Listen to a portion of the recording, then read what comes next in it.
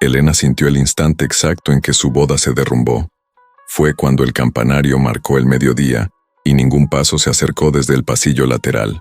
El murmullo de los invitados se transformó en una ola inquietante, pero lo que realmente la atravesó fue escuchar al sacerdote preguntar con voz baja y tensa: ¿Debemos esperar un poco más?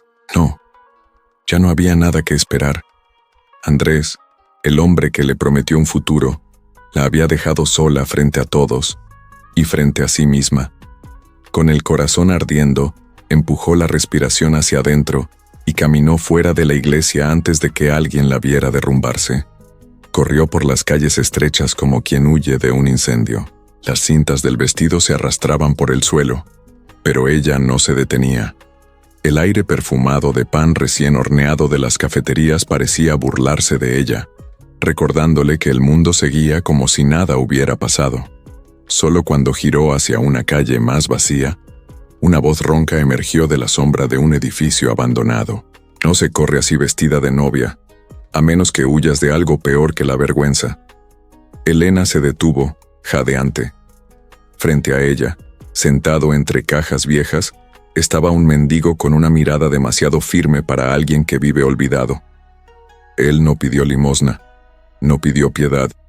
Solo observó a Elena como si pudiera ver toda su historia escrita en sus ropas arrugadas.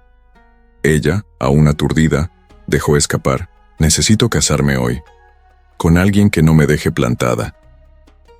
El mendigo arqueó una ceja, y en sus ojos apareció una decisión silenciosa, casi peligrosa. 15 minutos después, estaban frente a un funcionario perplejo del registro civil vecino a la iglesia. El mendigo, que dijo llamarse Lisandro y nada más, aceptó casarse allí mismo, sin discutir, sin titubear, como si ya estuviera esperando por ese papel. Mientras firmaban, Elena notó algo perturbador. Su mano no temblaba.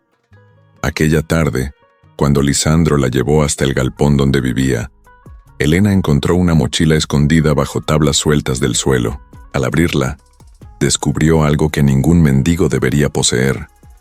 Algo que revelaba que su nuevo marido no era quien fingía ser. Algo capaz de dejarla sin aliento y en estado de shock. Elena jamás imaginó que comenzaría su vida de casada caminando sobre un suelo de concreto quebrado, rodeada de paredes carcomidas y olor a humedad. No era el escenario que había soñado desde niña, ni el que imaginó cuando se probó el vestido por primera vez. Pero allí estaba ella, dentro de ese galpón olvidado donde Lisandro, su inesperado esposo, vivía como un fantasma que todos preferían ignorar. Cada paso que daba dentro de ese espacio improvisado parecía empujarla más hacia una realidad que desafiaba cualquier lógica. Lisandro no se movía como un mendigo, no observaba como un mendigo, no respiraba como alguien acostumbrado a ser invisible. Había en él una calma inquietante, casi calculada, que hacía que Elena sintiera que había cruzado un límite invisible al aceptar ese matrimonio improvisado. Sin embargo, había algo en sus ojos, una especie de gravedad silenciosa, que le impedía retroceder, como si él supiera más sobre ella de lo que debía, o como si hubiera estado esperando exactamente por ese momento. Mientras Elena exploraba el galpón, notó pequeños detalles que no encajaban con una vida en la calle. Libros sin polvo, botas militares escondidas bajo una manta y una caja metálica con numeración raspada. Nada allí parecía pertenecer al azar. Cada objeto parecía tener una historia, y ninguna de ellas era simple. Eso le provocó una sensación incómoda, casi como si estuviera violando un secreto. Pero algo dentro de ella, quizá la mezcla de humillación, rabia y un deseo urgente de recuperar el control de su vida, la obligó a seguir observando. Sentía que había cruzado un punto de no retorno, porque aunque Lisandro se había casado con ella sin pedir nada a cambio, Elena comenzaba a percibir que él también. Elena permaneció de pie frente a la puerta del galpón, respirando un aire espeso cargado con el olor a madera húmeda y metal oxidado. Sus dedos aún temblaban por el impacto de la decisión que había tomado pocas horas antes. Casarse con un mendigo para escapar de la humillación. La frase sonaba absurda incluso dentro de su propia cabeza, pero no había vuelta atrás. Todavía llevaba parte del traje nupcial, sucio por la carrera desesperada, y la imagen contrastaba de manera casi cruel con aquel lugar olvidado por el mundo. Lisandro, por su parte, se movía por el galpón con pasos demasiado silenciosos. No parecía incómodo con su presencia. No parecía confundido. Tampoco curioso. Simplemente existía allí, con una calma que desafiaba toda lógica. Sus ojos oscuros seguían cada uno de sus movimientos, pero sin invadir, como quien observa a un animal herido que puede atacar o derrumbarse en cualquier instante. Elena no sabía si eso la calmaba o la dejaba aún más inquieta. Quiso decir algo, cualquier cosa, pero las palabras se enredaron en su garganta. Después de todo, ¿qué se dice después de casarse con un desconocido que vive entre paredes rotas? Fue entonces cuando sus ojos se posaron en aquella mochila escondida bajo tablas sueltas del suelo. No era un objeto abandonado. Estaba guardada, protegida, colocada con demasiado cuidado para alguien que vive al improviso. Elena se agachó despacio, como si se acercara a una fiera dormida. Lisandro lo notó. Sus hombros, hasta entonces relajados, se tensaron casi imperceptiblemente. «No abras eso». La voz salió baja, pero firme, con una autoridad que no encajaba con alguien que pide limosna por ahí. Elena se quedó paralizada. El tono de él llevaba algo peligroso, no violento, no amenazante. Era la voz de alguien acostumbrado a ser obedecido, pero algo dentro de ella, una mezcla de orgullo herido y necesidad de respuestas, habló más fuerte. Con el corazón acelerado, tomó la mochila y la colocó sobre una mesa improvisada. La cremallera metálica reflejó la luz débil que entraba por una ventana rota. Elena respiró hondo. Si él realmente fuera solo un mendigo, no habría nada allí más que algún trapo viejo o latas de comida. Pero su intuición, siempre tan adormecida por depender demasiado de Andrés, ahora gritaba. Abrió la mochila. La primera sorpresa fue el peso. La segunda, el contenido. Una pistola desmontada, limpia como si hubiera sido usada recientemente. Un pasaporte con el nombre Lisandro Duarte, pero con una foto que parecía de él, y no parecía al mismo tiempo. Y un fajo de la luz que entraba por la ventana rota comenzó a desvanecerse, tiñendo el galpón de un azul oscuro que hacía todo parecer más afilado, más real. Elena seguía a pocos pasos de la mesa, mirando el arma desmontada como si fuera una serpiente a punto de atacar. Lisandro, inmóvil a pocos metros de ella, parecía tan tenso como el silencio que los rodeaba. La ciudad seguía viva allá afuera, pero allí dentro todo respiraba peligro. Elena sintió la piel erizarse como si estuviera ante un umbral invisible. Finalmente, Lisandro se acercó. Sus pasos eran controlados, casi calculados, como quien intenta no romper algo que ya está a punto de quebrarse. Recolectó la pistola sin prisa, desmontando cada parte con un cuidado casi ritual, y guardó todo de vuelta en la mochila. Elena observó cada movimiento, intentando descifrar quién era ese hombre que parecía pertenecer a dos mundos al mismo tiempo. Cuando cerró la cremallera, alzó la mirada. «No estás en peligro conmigo», murmuró. Elena sintió que parte del miedo se desvanecía, pero una parte mucho mayor se transformaba en preguntas. «¿Cómo puedes decirme eso si ni siquiera sé quién eres?», preguntó, intentando mantener la voz firme. Lisandro sostuvo su mirada por largos segundos como si buscara autorización para decir algo que llevaba demasiado tiempo guardado. «Soy alguien que desapareció antes de tiempo». Elena frunció el ceño. No era una respuesta, no era suficiente. Eso no explica nada. Él respiró, apoyando las manos en la mesa, como si cargara un peso antiguo. «No puedo contarte todo, todavía no. Pero sí puedo decirte esto. No vine a tu vida para aprovecharme de ti». Ella se rió. No fue una risa ligera, sino amarga, casi triste. ¿Y qué fue entonces? ¿Casualidad? ¿Destino? Lisandro no respondió de inmediato. Su silencio era tan cargado que parecía mover el aire a su alrededor. «Te vi salir de la iglesia», Vi cómo te rompías por dentro y cómo seguías caminando. No todos sobrevivirían a eso. Pensé que merecías algo mejor que caer sola. Elena tragó saliva. Eso, dicho por un extraño armado, debería haberla dejado aterrorizada. Pero algo en su tono, honesto, casi vulnerable, perforó sus defensas. Por un instante, no fueron el galpón, ni la mochila, ni el peligro que flotaba entre ellos. Fueron solo dos personas perdidas en sus propias ruinas. Elena bajó la mirada, sintiendo el peso de las horas que había vivido. Yo no necesitaba un salvador. No soy uno, replicó Lisandro con una sinceridad que la sorprendió. Pero sí necesitabas a alguien que no te dejara caer hoy.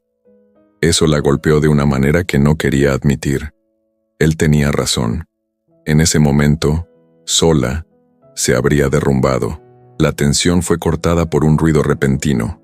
Pasos arrastrados afuera. No eran pasos pesados ni apresurados. Parecían hesitantes, como si alguien intentara acercarse sin ser notado. Lisandro enderezó el cuerpo. Elena pasó los primeros minutos después de la partida de Lisandro, con el corazón golpeando como si quisiera escapar de su pecho. El galpón, antes solo silencioso, ahora parecía un laberinto de sombras que respiraban junto con ella. Intentó convencerse de que estaba a salvo, pero el recuerdo de la voz desconocida llamando a Lisandro en la puerta transformaba cada ruido lejano en una posible advertencia. La ventana rota dejaba entrar un viento helado que hacía crujir las paredes, y Elena se encogió, abrazándose a sí misma para no perder el control. Decidió caminar por el galpón, más por no soportar quedarse quieta que por valentía. Observó cada rincón con otra perspectiva. Ahora, cada objeto parecía una pista. Los libros demasiado ordenados, las botas militares, la caja metálica con la numeración raspada. Todo sugería que Lisandro había sido alguien entrenado, alguien acostumbrado a desaparecer, alguien que estaba escondido allí, no viviendo allí.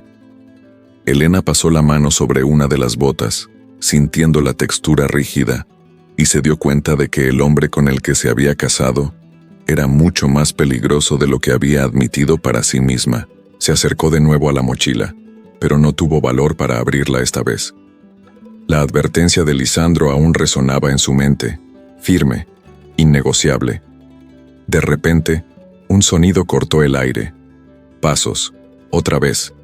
No venían de la puerta principal, sino del lado izquierdo, donde había una pared con un agujero antiguo que daba a un pasillo estrecho. Elena contuvo la respiración, sintiendo cómo sus músculos se tensaban. Quienquiera que fuera, se movía con lentitud, como si estuviera estudiando el terreno. Elena retrocedió hasta la mesa, buscando algún objeto que pudiera usar como arma.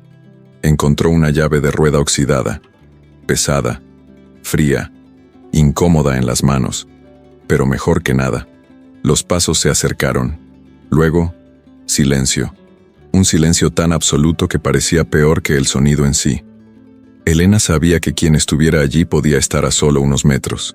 ¿Lisandro?, susurró, casi en contra de su propia voluntad. Ninguna respuesta. Nada.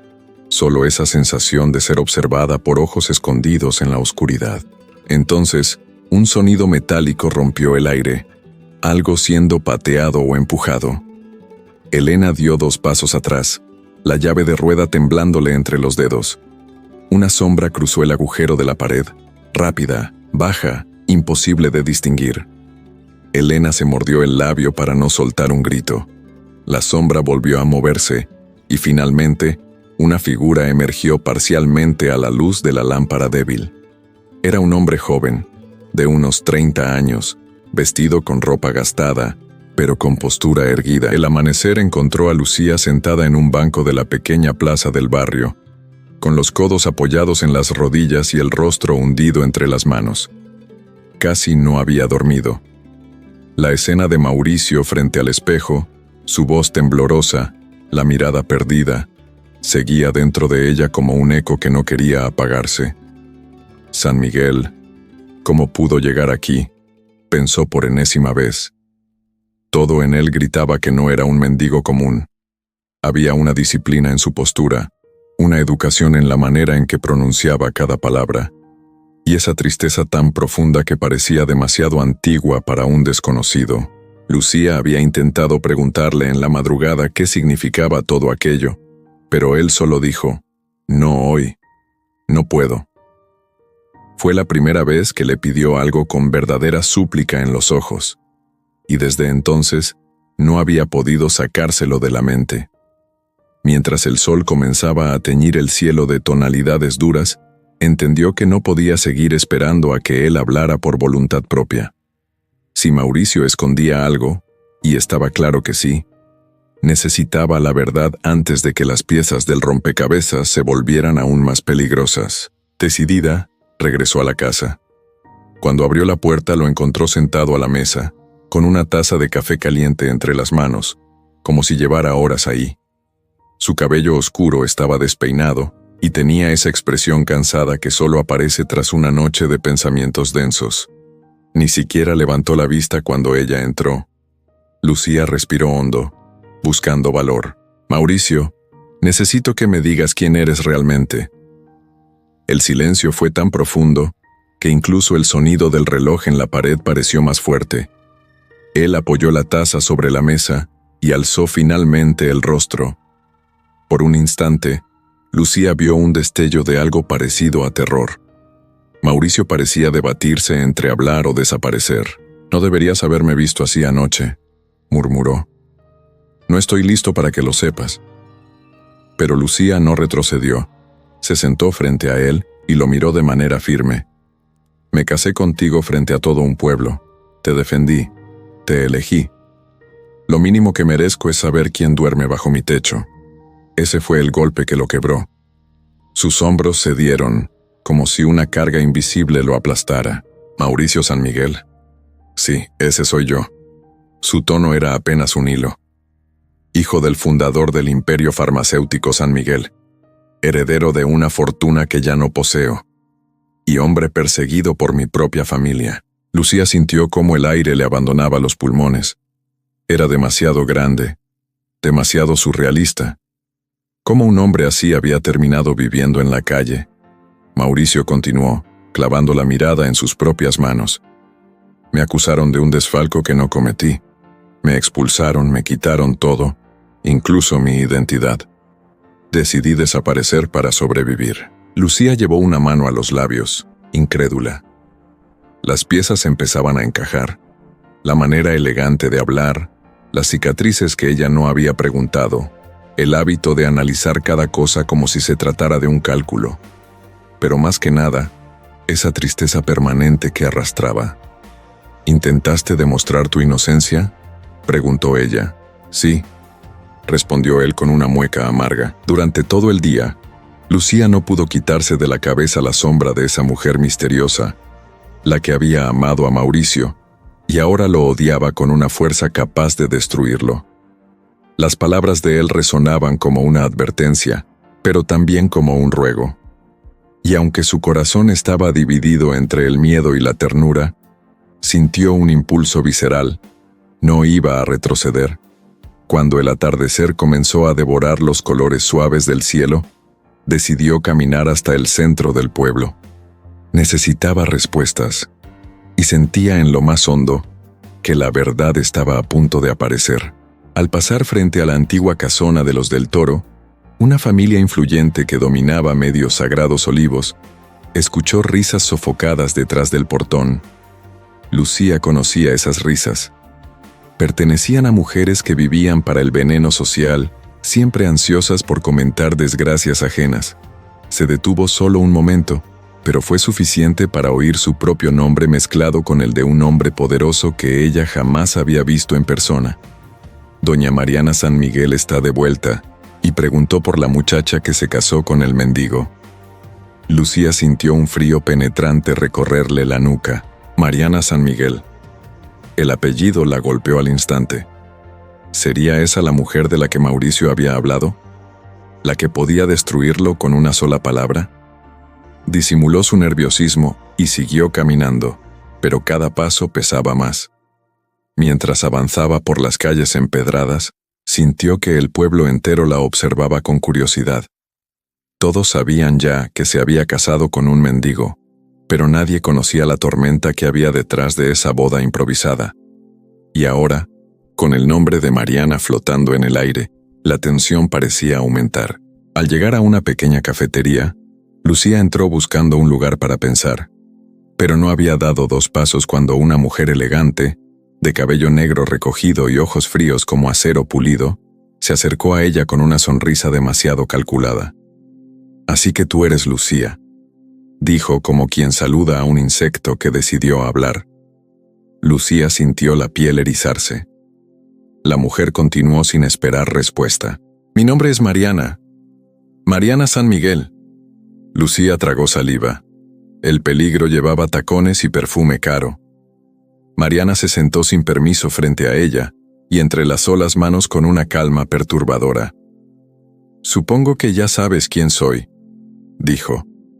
«Y también supongo que Mauricio te ha llenado la cabeza de historias trágicas sobre su vida». Lucía intentó mantener la compostura. «Solo sé que lo acusaron injustamente», respondió. Mariana soltó una carcajada suave, afilada. «Injustamente. Qué palabra tan tierna».